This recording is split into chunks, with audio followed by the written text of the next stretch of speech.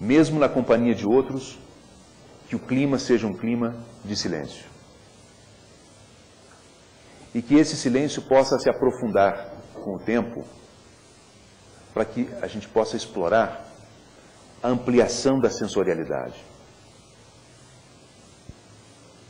Porque uma das causas, eu penso, dessa crise ambiental que nós vivemos é o embotamento dos nossos sentidos em relação à exuberância.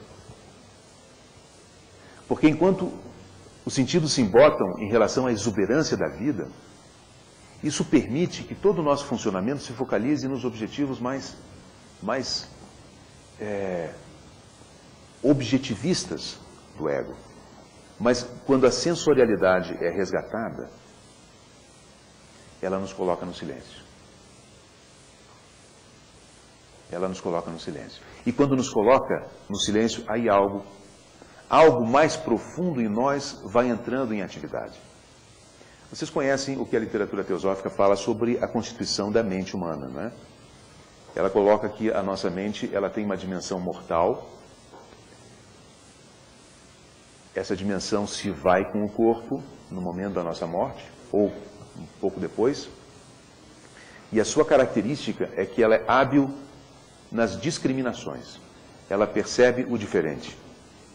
Mas vocês vão observar também que nessa literatura, quando se refere à camada da mente que não morre, lá está colocado que essa camada da mente que não morre, uma das características essenciais do funcionamento dela é a percepção das semelhanças. Percebem por que eles se chamavam analogistas? Porque aprendendo a trabalhar com analogias, ativam um nível mais profundo da mente. E a natureza, ela é rica de símbolos. Diz um autor, não me lembro agora quem é, que todo fato natural é expressão de um fato espiritual. Essa é a chave. E é isso que justificava os analogistas se chamarem analogistas.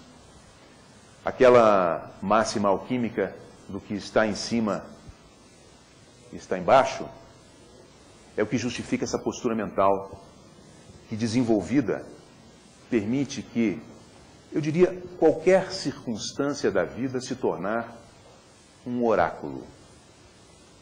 Mas especialmente a natureza, porque nela existe exuberância de sabedoria.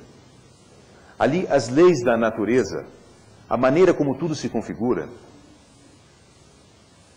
os ciclos, as mortes, as diferenças, os pequenos detalhes, tudo isso com mais propriedade faz conexão com vivências íntimas nossas.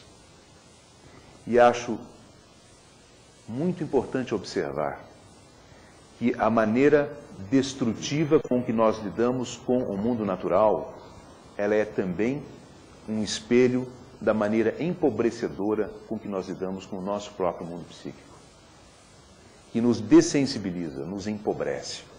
Como diz um teólogo, Thomas Berry, que é uma pessoa importante da ecopsicologia, a diminuição do mundo natural, ela corresponde a uma diminuição da qualidade do psíquico.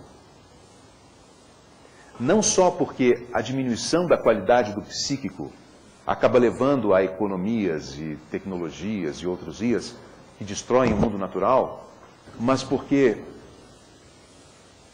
ao perder a conexão com essa profundidade, perder a conexão com a profundidade e a riqueza simbólica do mundo natural, nós nos afastamos de nós mesmos.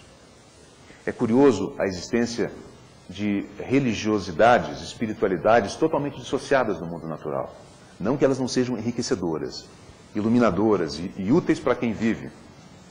Mas o fato de existir essa religiosidade dissociada do que é o mundo natural já mostra vamos dizer assim, um condicionamento da nossa cultura que de uma forma ou de outra também nos empobrece.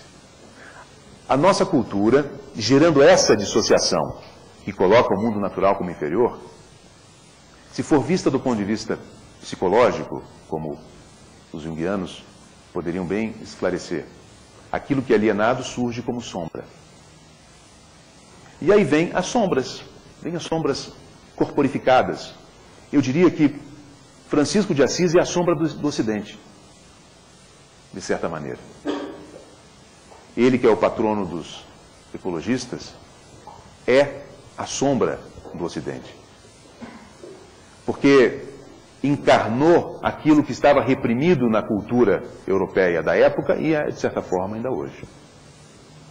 Que é a capacidade de olhar para o não humano com um sentimento fraterno, com um sentimento de conexão e de ligação horizontal, não vertical.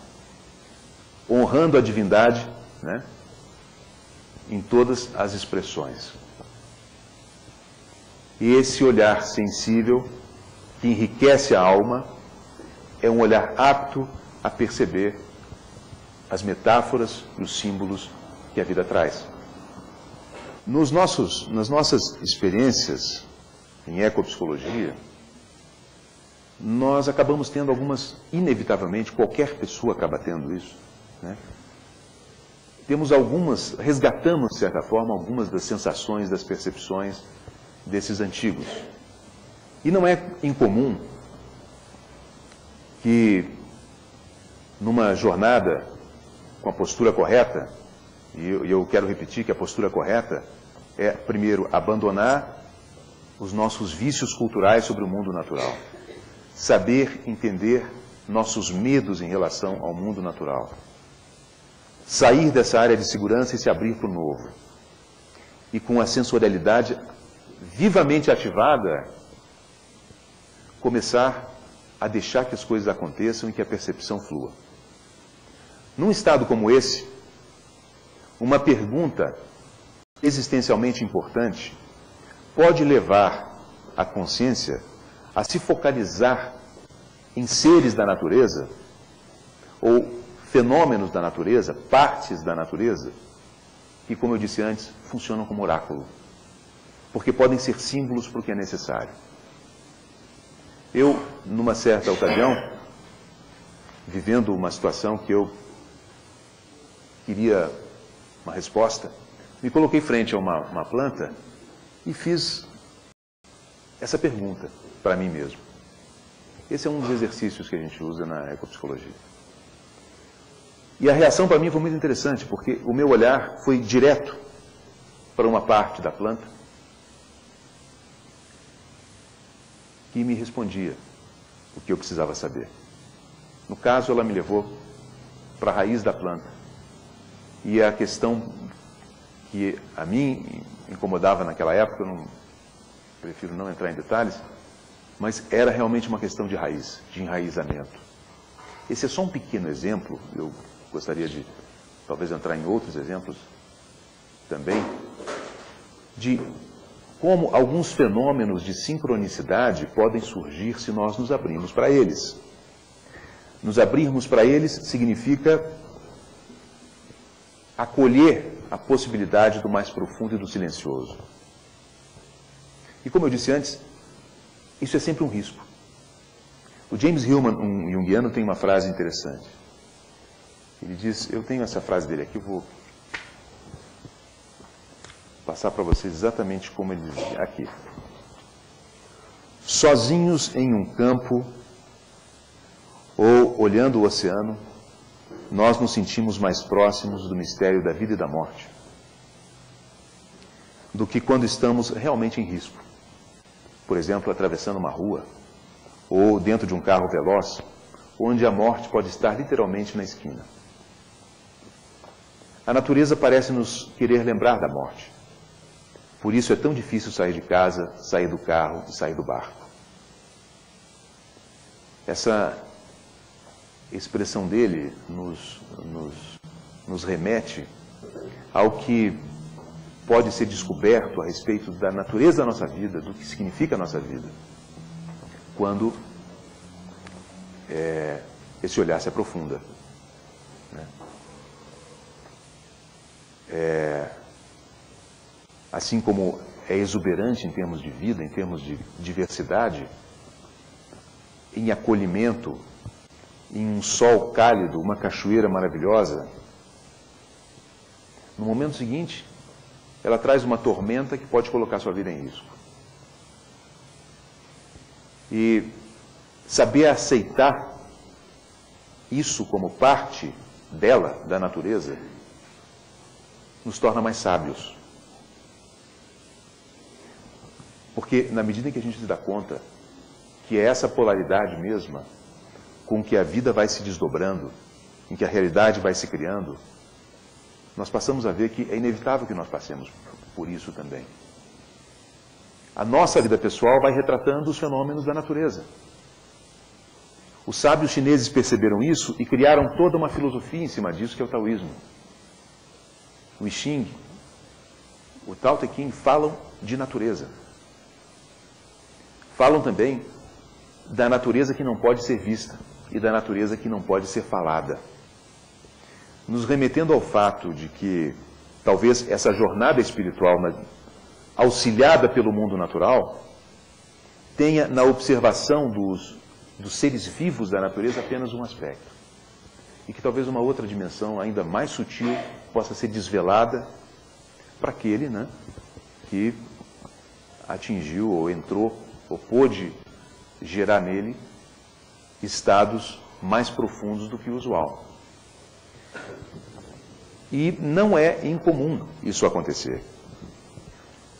Há uma passagem num livro da Blavatsky em que ela diz que os meditadores avançados, com práticas avançadas de yoga, quando realizam práticas que são, suponho que práticas tântricas, meditações profundas, que visam diretamente a geração de estados iluminados, eles precisam estar em lugares isolados, onde a harmonia da natureza está preservada e onde a muitos quilômetros de distância nenhum sangue tenha sido derramado por crueldade.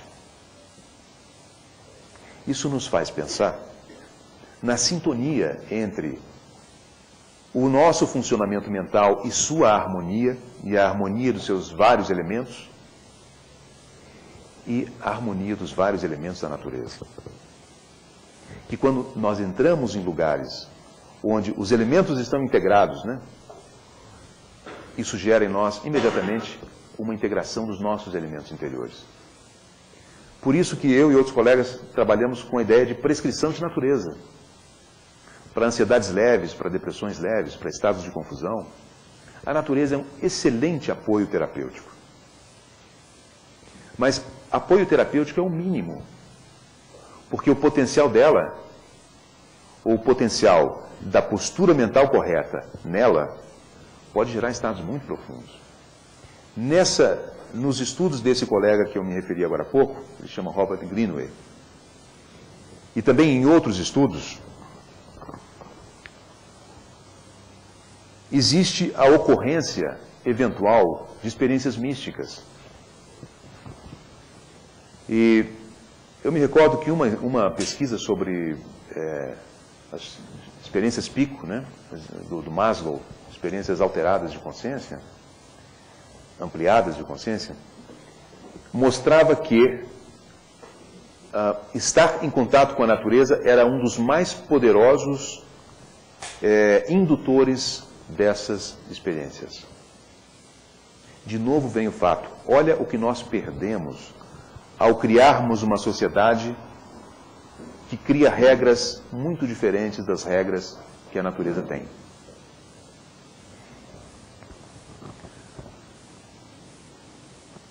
Assim, quando movimentos como esse buscam resgatar a tradição oriental e, em geral, o diálogo da tradição oriental com a tradição ocidental, em muitos sentidos, a tradição oriental tem a nos ensinar sobre isso. É claro que nós temos também as nossas riquezas.